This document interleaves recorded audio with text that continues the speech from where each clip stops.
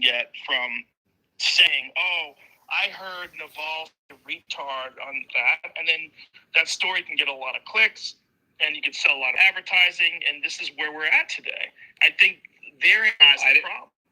Yeah, I didn't say prove anything. I deny everything. Well, I heard you say it, bro. It wasn't lit. It's about the app is that you have a situation by enough people end up in one room, like Mark Andreessen is in the same room that Sagar and Jetty, who've also had your program, who discussed this whole thing, is in the same, the founder of the app is in the room. And because critical mass can happen spontaneously, we have an ability not to be picked off and targeted the way we usually are, where you could have a large number of people who end discussing these things in public the next day. I really wonder whether that particular attempt at Mark Andreessen wasn't, in fact, the turning point. It could easily be this app, these rooms, are exactly what returns prestige to these publications that have fallen. So, hey, if the founder of the app is from, can I get my real name? This is bullshit. Someone took my fucking name. Can we get your ass up here, Paul? Paul, can I please get my actual name? This is bullshit. I have to be the real Joe Rogan. That reminds me of Trump, and I'm triggered.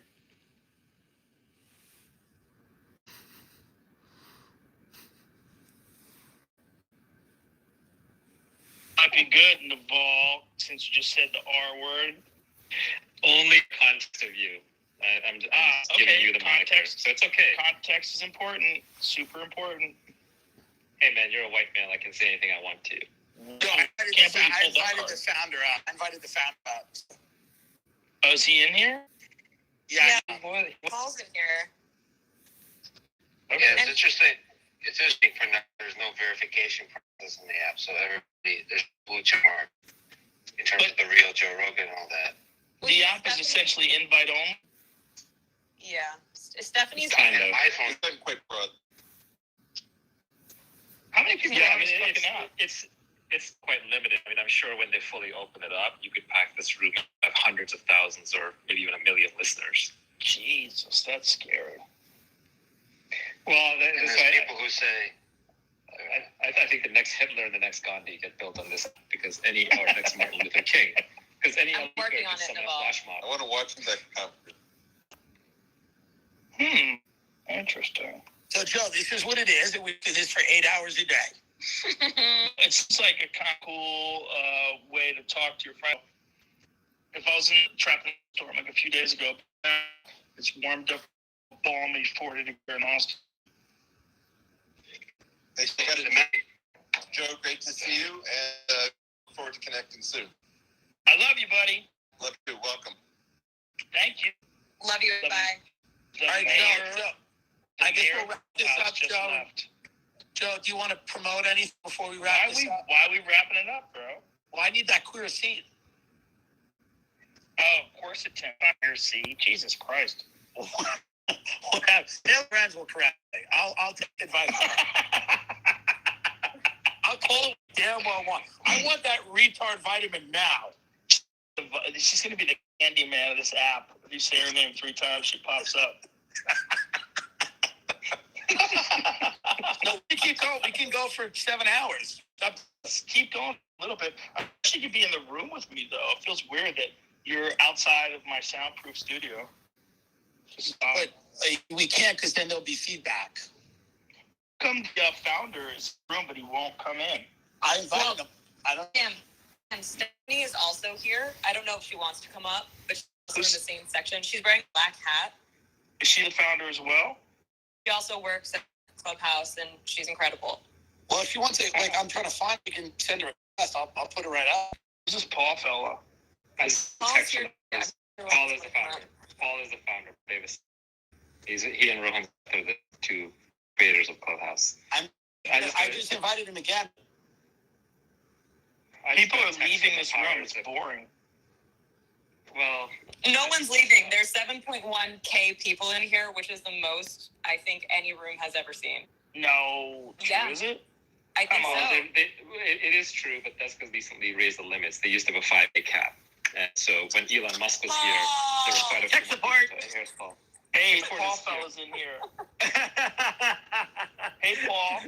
What's up? How are you doing? Did you make this thing? My team and I made it. Yeah. Hey, can I get my real name? I one who can figure that out for you. Yeah, I don't want to be the real Joe Rogan. I'd like to just be my name if that's possible. Yeah, let me take a look. Yeah, let me Okay. go. To Wait. As his agent, we're actually now demanding Joe. Yeah, Joe would be fine. Vol got me in here, and he likes a single name, like Ram. He's really into like Sinbad. He's really into like single. On Joe. Like if you get Joe, made it. I'd be down with Joe, but I'm here because of Naval. Legitimately, he heard me in. Oh man, Debate what is do I set. owe you, Naval? Oh, you know what Man, you're doing. Your podcast with Naval was so good. I enjoyed it. It was really fun. Yeah. I'd like to. He asked for a second one, and I was supposed to fly, and I was like, I don't want to fly to Austin. And I give you a reason. I just didn't feel like getting a plane during COVID going to Austin. And look what I dodged. I did the blizzard of the century.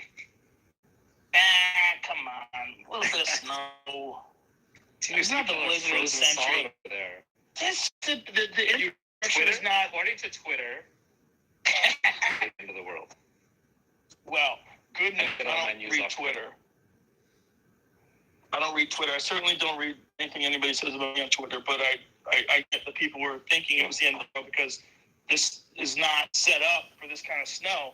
But in terms of like a winter snowstorm, my God, people in Montana are mocking us. It's nothing. Silence. I know. I was typing in our requestable support team. That's part of what Clubhouse is about. When Uncomfortable sounds. It does get, it's pretty interesting. People kind of sit with it, and it kind of works. But it's we're all kind of learning as we build the thing. So when I moved up to I grew up in Southern California. When I moved to California, didn't own a waterproof jacket. I didn't own a jacket. I didn't own anything waterproof. So it's all kind of what you're used to, you know. This is oddly compelling. Thank you. I'm really annoyed that I got lured to this shit.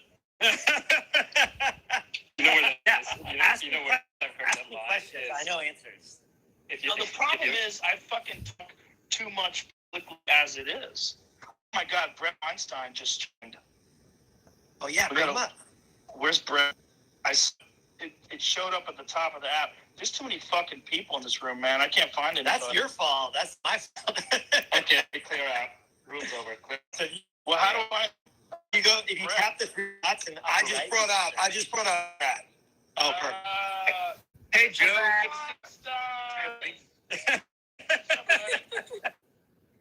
Jesus, all about to get canceled in like the dark web. Listen, that kind of shit does not work. We all just stick together. Get Jordan Peterson up here. Where's he? Yeah. We can all get. He can only come on if his daughter comes on too. It's a big package deal. Hold on. Is he on the app? I don't know. See if we can ping him. No, I'm kidding. He's busy eating meat and salt and lecturing something. He's too intense. He doesn't have time. You know for who I'm- bullshit. He's very serious. I'm trying to get on the app actually. So I've been, hopefully not making any news, and maybe I need to talk to Paul about this. But I've been talking to Elon and the Kremlin. Yes, Elon and his. I saw his tweet about that. Paul, I don't know if you know who I am, but I happen to be Russian, and I am very interested in talking separately on a podcast with Putin. Yeah, you got a hard on for Putin. That's about it on the podcast. It's not a hard on. It's a weird Russian thing. You like dictators. Cool. I'm fascinated by dictators. I don't like them. There's a difference. And Putin, I don't want to say too much, but the Kremlin doesn't know what this app even is.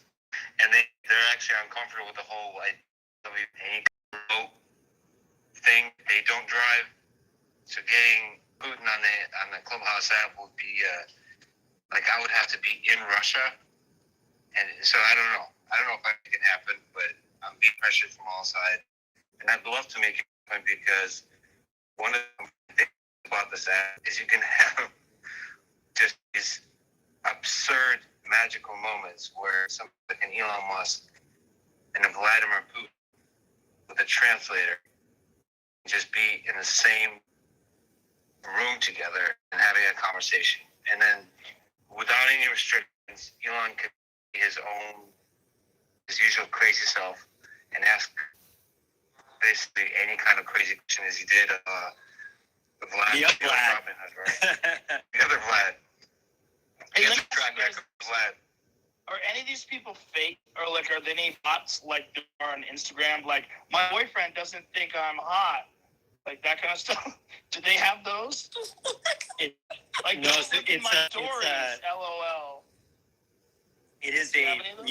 it is a real identity service, the phone number. So like, so yeah, I think it's your voice, right? So it's kind of, you can't even have a social media manager manage it, right? It's you. Right, but the picture that you use doesn't have to really be you, and the phone number could just be some burner phone, and you could just decide your name is Natasha, and you know you have like lip fix, and you want to talk about look at my stories.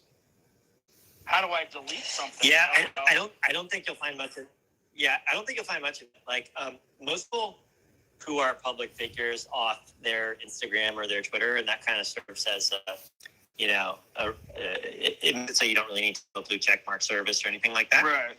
I'm just bringing that up because I'm looking at ways that people could exploit this, like where weird things can happen inside this app. The exploitation. Well, just bring just Exploitation doesn't come from fake following people. The here is that you can be invited to speak. And when you're invited to speak, you better have something interesting to say, or people leave. So it's not like Twitter where anyone can barge into anyone's conversation, take it, and leave an automated post. It's much, much harder to fake anything in this app, and the returns to doing it are very low. And then it's, as Paul said, it's real names, real phone numbers, and then also linked to your Twitter and Instagram. So the problems that are going to for this app will be its own unique problems, right? There might be demagogues on here who are saying things that some people may object to. Or people getting canceled because they were talking a little too freely and they thought it was private, but it's not, or it was ephemeral, but it's not. But it's not going to be like the same attack vector. It's the bots dropping into digital media mentions, right? It may be someone who has something really incendiary to say. Like if you look historically, a lot of the wars and like attacks and so on that were triggered through talk radio, right? Hitler grew up on talk radio. The one genocide was done by talk radio, right? Even in the U.S., when you see like fringe characters, they're more likely to appear talk radio than any medium. So that's kind of more the failure factor. It's not the bots. Well, you said a spokesperson for the opposition. Hey, Paul, how do you feel about unfettered conversation? I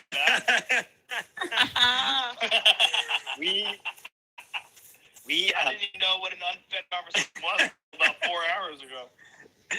So one thing that I really that I get really excited about is the idea of bringing people who have different opinions and backgrounds and experiences in a room to talk through stuff, right? So I think that because of the reality of the fact that most people live near people that are pretty similar to them and work with people who are pretty similar to them, you don't have a chance to be in the room with people that have a totally different world and a totally different set of experiences, and I love the idea that we can make it really easy for anyone, no matter where they are, to sort of be in the room and have those conversations. It's actually like part of what I want to do is bring people to disagree and have different perspectives together. You obviously want them to do it in a respectful way, though. Are you afraid that one of the people with Androids joins? Are you afraid that people with Android join? All the degenerates like me, pour into the app? That is an absurd statement. I love Android. We're so excited. No, we're so excited to launch an Android. Kidding? Like, we want to make it available to everyone, though. The only reason we haven't done that is because we've historically been a pretty small team, and we're working to get it out on Android as fast as we can. The thing we think about a lot is scaling intimacy, right? And how do you go from a single community of beta testers to a big global network of many different communities? And I think the room is this really flexible container, right? The club is a really flexible container. So if you can empower people as hosts, as moderators, as sort of clubs to gather people that they want to gather and set the tone that they set, then you could have, right now there's thousands of rooms going on all over the world, and they're all different, like small 2-3 private conversations to big rooms like this, maxed out capacity, to all these mid-sized rooms where they're talking crypto and philosophy and sports and parenting and any topic you can imagine. Like, I think that's how you scale it, right? You let people set the boundaries they want to set. Most they're talking about what they had for lunch, but those are nice too. There are very different cultures. And the danger I see here is when the cultures mix, the ground rules are very unclear. And I've seen conversations haywire. I've seen them go interesting places. But somehow I think the rules that are posted at the entry of a conversation are going to have to play a role at some point. Otherwise, it's not clear how it goes. Yeah, I find the conversations here much more civil. I mean, Twitter is an excerpting machine where people put you set out text and flame you over it. That's harder to do. Right, and it's also like there's a real problem with speaking in text. Like intention is missing, tone is missing, Yes. context is missing. Like at least information that's being exchanged in this form, like you get a kind of clear sense if someone's joking or fucking around. It's you have to be a real asshole to take this and put it in quotes and take things out of context, and at least 7,000 people you're a piece of shit. Or you'd have to be a New York Times reporter. We digress. That's like what I just said. Right. As an example, like imagine that you only communicate with your spouse over text, right? You'd be divorced with a week. So it's very, Or it would if be you have emotion and you, if you have emotion and nuance, then the human voice is the most natural medium. And humans have been like organizing in small groups and chatting with each other since we came down from the trees. And that's really what Clubhouse enables, which is why I personally think this will be the largest social network. Yeah, that's what you're telling me over the phone, and I didn't get it until I got on it. I'm like, damn, this is a real problem. How many The other people thing in the room at one time? the other thing that I think is interesting is if without video, you don't have to worry about what you look like. You don't have to worry about how messy your house is. You can also Right, you can hide. Oh, you don't have to, Joe. You don't have to do your hair. Oh, Yeah. sweetie. You can have a cartoon avatar that makes you look way younger than you actually are. How many people can be in a room at once? We wanted to be infinite. It was 5,000 a few days ago. Now we up to 7,000. But have a D. 7,000. That's the max we allow. So you've maxed it out. Okay. Has it ever happened before? Have you been maxed out before? We have been. It doesn't happen too often, but yeah.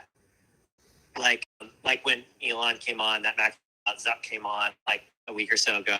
Maxed out. Hey, for the record, Naval could play max out a room. Eric could probably max out a room. I just wanted to match Elon and then go up. Oh yeah, you could actually. I bet you could max out a room.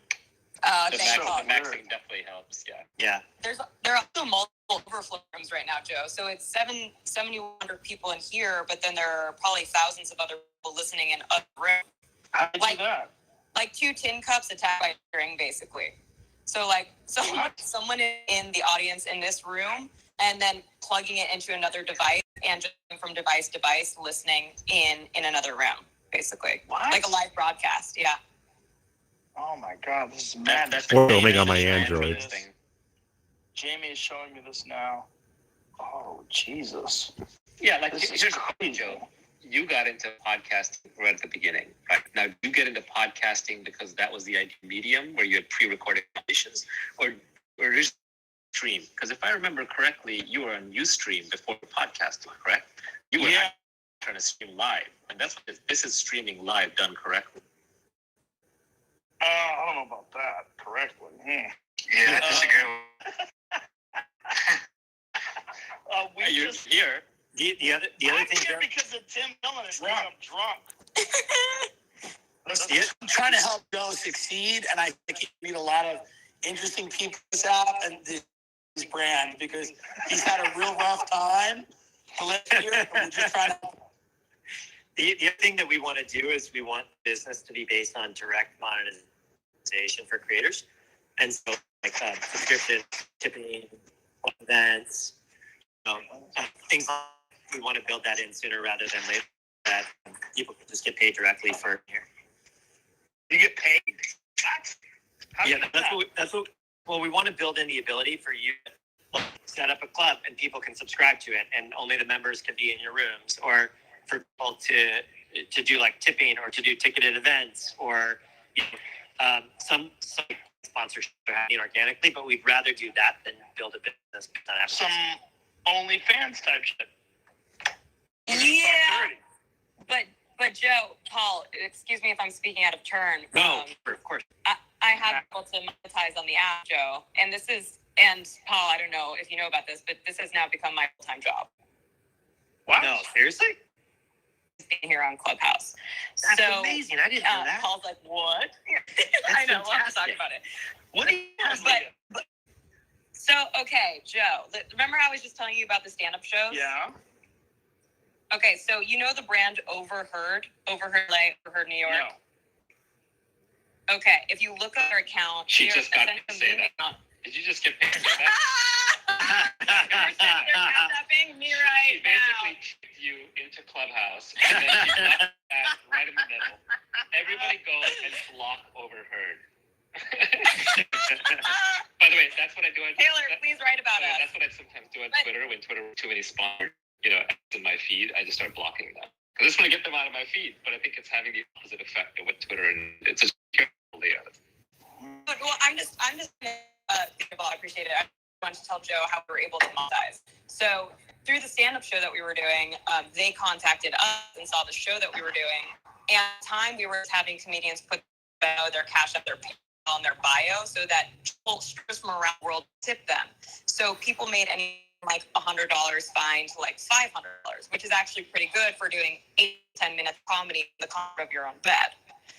And then heard them in and just paying the comics directly, which was awesome.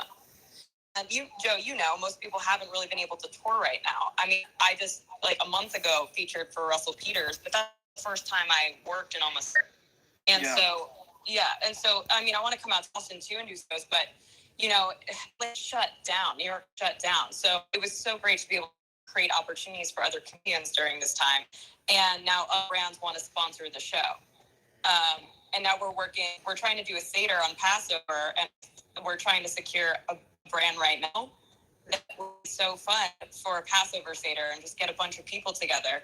But a lot of people are going to come on and monetize, just like how you have 3 or 4 sponsors come on to your podcast and monetize that way. I had 3 seconds to do this, and I just picked up my Android phone and started filming my iPhone.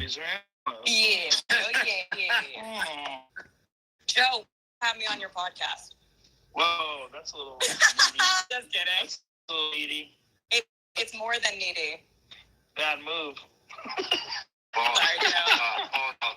We've been I'll friends. go back. I'll go back. Do me like that. For people to know, Leah is related to Hedy Lamarr, which is really interesting. And the reason why I have a bit of women inventors, and that's how she introduced herself. Because she told me, what is Hedy Lamarr's your grandmother or something? Cousin. What is she? Cousin? Yeah. So she's a Keisler and I'm a Keisler. Thanks. Her last name isn't even actually Lamar. Neither is mine. Shocker. Yeah, it's Goldman. Welcome to Judaism. And Someone just texted me, will Joe interview the president of Rwanda? I have some. I didn't interview Trump. Why did I interview the president of Rwanda? By the way, that's the $1 billion question. When does Donald Trump show up this hour? No. On this? Or Yeah. Speed or my Clubhouse. podcast? Clubhouse. Yeah. Is he allowed on here? Once. Paul? Just like, Our community guidelines have rules against spread of misinformation, hate speech, or anything related. And if you violated that, then you would not be allowed up here. That's how do you answering the question.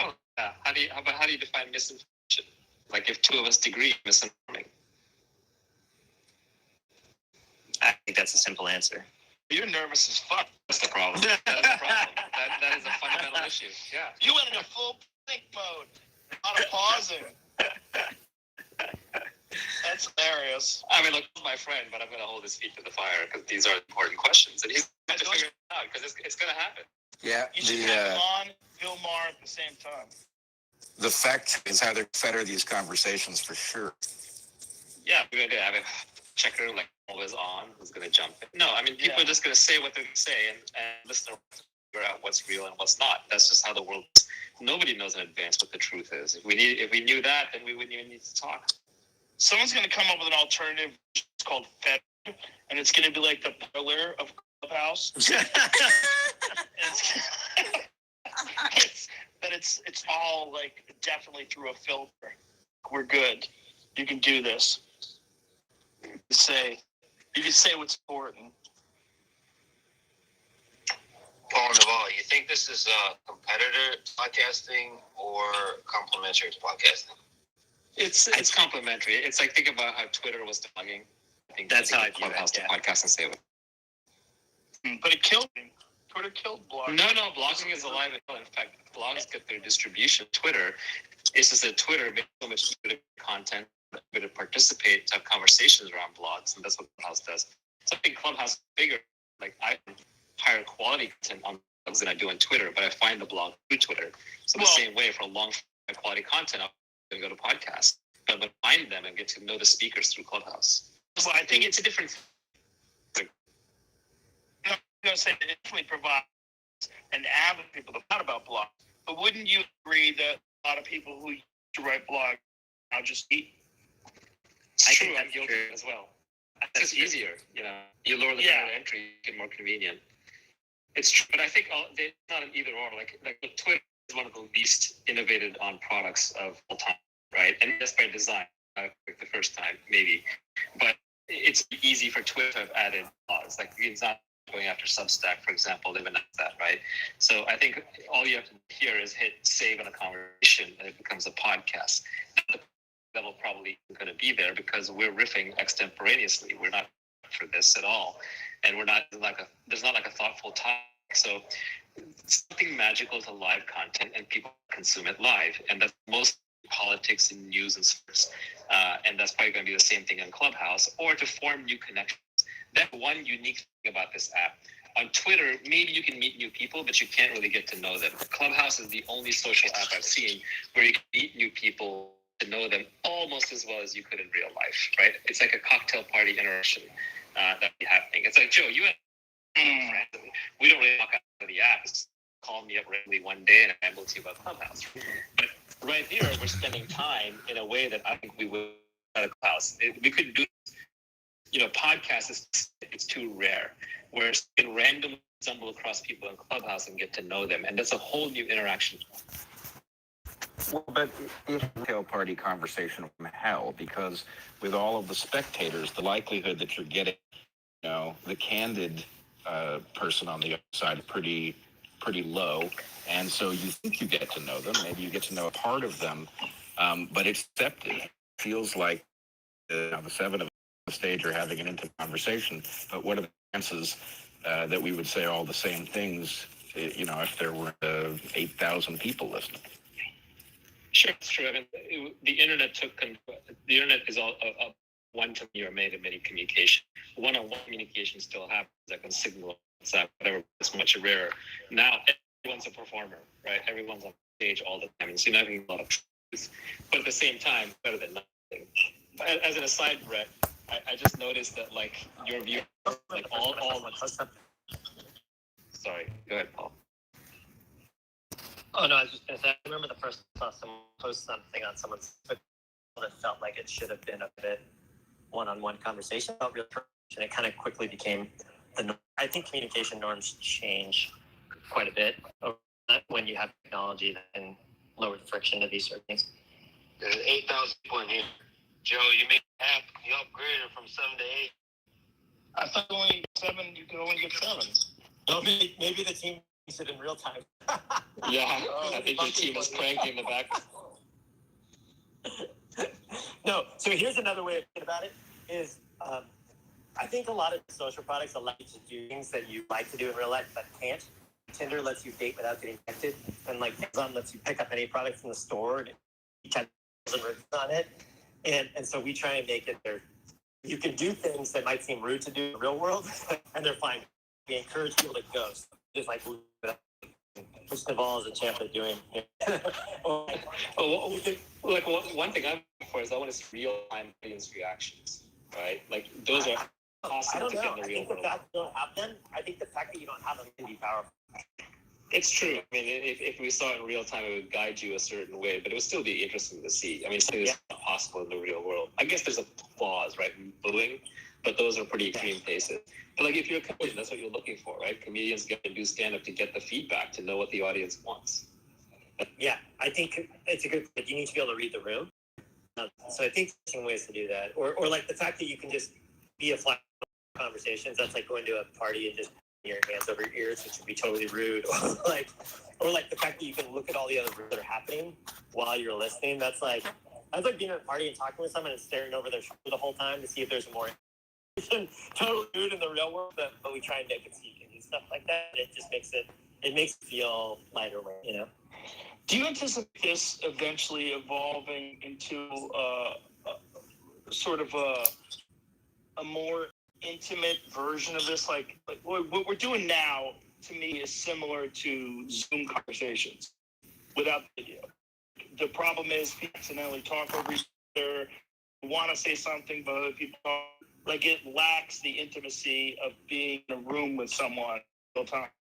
Mm-hmm. But as virtual reality, augmented reality improve, do you think that something like this can be? I mean, would it really be fascinating to actually, like, if you could scan yourself and have a virtual reality conversation with a person, you know, whether it's through the HTC Vive or whatever, where you're in a room, but you really see the person, and it mimics all social cues and all of the things that make being around a person, having a conversation, so much more satisfying. Well, you know what's actually kind of crazy? I think you could make an argument that voice only is the most intimate medium. You have alternate inflection of melody and tone and bids and asks.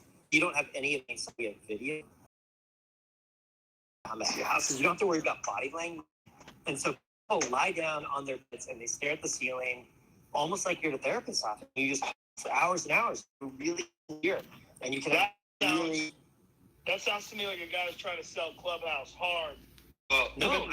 But hold on. But look at the when given the choice, when given the choice of social, people actually prefer to strip it down to its essentials. Like you could have Twitter and Facebook right now with 3D graphics, or at least a sense of location, or have better photos of you. But they don't. Twitter doesn't even let you add more than one photo. Twitter doesn't let you spatial position. Twitter doesn't let you have like real conversations, right? Because people want to just bare minimum focus on social. They care about the socialization, not all other pieces. Yeah, but this is a conversation. It's not a valid parallel. This is a conversation. It's a bug, man. It's not a feature. Like I don't want to see everybody in this room's head moving around, right? Maybe. That's like too much information. But that's video. What I'm talking about is augmented reality or virtual reality, where you literally feel like you're in the room with the person. Like a video, reality video. The technology is so far away, and it's so heavyweight. Do you want to strap a rig onto your head right now and walk around your room? It's too much. Have you ever used Oculus? Yeah, I have both Quest 1 and Quest 2. It's a headset. Nobody uses it twice. That's the kind of product you put on once. You're like, holy shit, this is amazing. What are you talking about? Who uses Oculus more than once? That thing has not been off. No, nonsense. I use it all the time. You're a weirdo. You're a weirdo. My kids, when they come to my studio, the first thing they do is run over and grab the Oculus and start playing games on it. It's awesome. Yes. You're the first time I've heard that. That's not true. I get no value out of it. The thing gives me a head. Games are repetitive and lame. Some people like jazz. Some people think it sucks. Listen, it hasn't taken. the numbers, the evidence, it hasn't taken off as a problem. I'm not saying it won't. I'm a big believer for AR, but I think it's got a lot of problems. It's still quite a ways from prime time. Don't you remember VR was something that was like really thought of as being future? You remember that? You remember when people thought about? Oh no, it's still. I think it still is. The future. It's just the way it's on. Right. But it's not quite there yet. But if you get into games, like what's the game where you have the wands and you whack at the cubes that come in your way? You know what I'm talking about? There's like a few of these you provide you cardio workout, like there's some amazing boxing games where it kind of feels like you're boxing some cartoon guy. And they're really fun, and you get a workout while you're doing them. The games where you walk along a plank, suspended in between two buildings, and it's really kind of a freak out. Look below you, and kind of cartoonish, isolated version of what it would look like if you were on a balancing beam between two buildings. They're interesting, and I think we could get it down to you scan yourself in a room with someone, and you meet a random stranger and have a conversation with them, and that's who they actually are, and you get to see their actual face. It would be more into what we're doing right now. Not that I'm saying I'm doing right now. Ready Player One, that vision when it comes to real life will be far more compelling. That's we're quite a way. I think there's cases where you emulate the real world, some cases where you can do better than the real world. And it would be more in some ways, but I also think you introduce anxiety around like body language and other stuff like that, and you can't multitask. So you couldn't do it while you're driving, while you're running, while you're in night, while you're doing other stuff. And there are pros to it. Yeah, I think I agree with Paul here in a sense that the sweet spot is you're having an intimate conversation with, we're not projecting to an audience. We're talking in a regular tone of voice right into each other's ears, and that is intimate. And it doesn't mean that you can multitask. But on the flip side, Clubhouse creates a huge problem, at least in my life, which is because it's not asynchronous, it interrupts my other activities arbitrarily. I may walk in a room like this one, have the bandwidth to sit down and talk to you all. Something may happen here at home, and I'm trying to figure out whether I need to leave the room or, that's work. And I don't, I haven't worked it out. I don't know if this is a problem for others who use the app, but the fact that things are happening when they're happening and that other people are completely unaware of what's going on makes it hard to interface. Yeah, while this is happening, your brother is texting me, telling me to get off of it. What? Eric Are you serious? texting me right now. He's jealous. Eric, I'm kind of kidding because I was telling him to get off of it, and now he said, if you convince me to get off it, Tim convince you to get on it, and Tim could never convince me with your argument. Oh my goodness. It's so confusing. It's like two mirrors face each other. Gone forever. What is we doing here? What are we doing? Listen, I can only do for so long. I have to get home, and I have children to do and dinner to make. I just want to remind, if everyone's happy showing on, just follow Tim's Clubhouse. Thank you. Yeah, Paul. Done. Get me my name. Get me my real name. Okay. Yeah, I'll Joe, we're holding out for Joe. No, I want my actual name. There's a lot of Joe. I want Joe Rogan. I want Joe. I want half of the left J. I want it as short as possible. You're so silly, Duvall. Now he's holding up for capital J. It was nice to be here. It was nice to talk to all of you. Duvall, nice to talk to you. Thanks for the invite. Lex, I love you. Brett, I love you. Love you too, Brett. Paul, it was very nice to meet you through this application that you created. I love you too. Yeah, I love you. Love you, Joe. And you guys are awesome. And Love you, Joe. Out of here. Good to see you again. Thanks, Joe. Yeah. See you soon, Joe. Love you. Take care. Bye. Sweet. Now I can back on with my life. You guys have fun. Have a wonderful night.